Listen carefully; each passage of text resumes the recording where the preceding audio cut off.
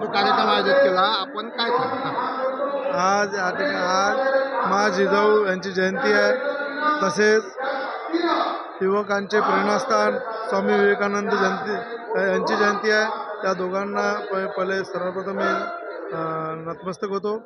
आज या ठिकाणी आमच्या युवा स्वाभिमान पार्टीचा या ठिकाणी 17वा वर्धापन दिन, त्यानिमित्त युवक दिन म्हणून आम्ही या ठिकाणी साजरा करतो.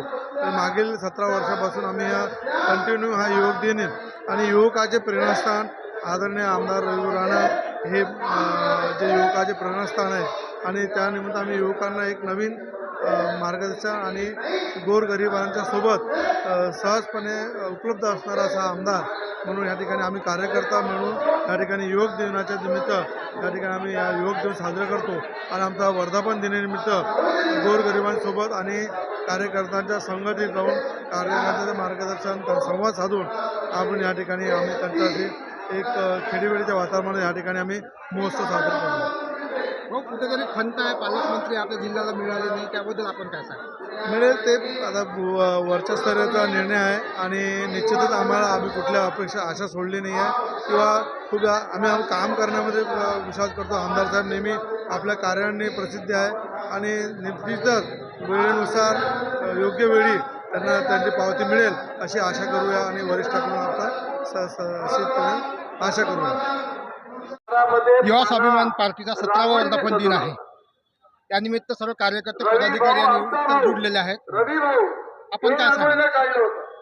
आज सर्वात प्रथम राष्ट्रमाता जिजाऊ यांचा जन्मदिवस आहे. त्यांना मी अभिवादन करतो.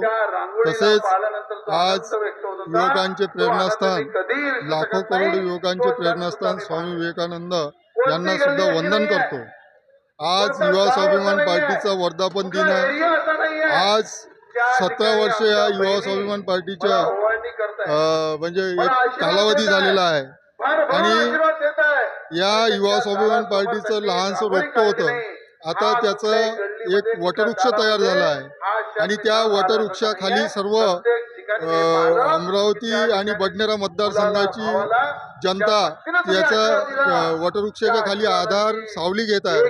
आणि युवा स्वाभिमान पार्टीचा कार्यकर्ता म्हणून आज सन्माननीय आमदार, युवा स्वाभिमान पार्टीचे सन्माननीय संस्थापक अध्यक्ष यांनी 2009 मध्ये विधानसभा निवडणूक, बडनेरा मतदारसंघाची विधानसभा निवडणूक लढवली आणि ते विजयी झाले.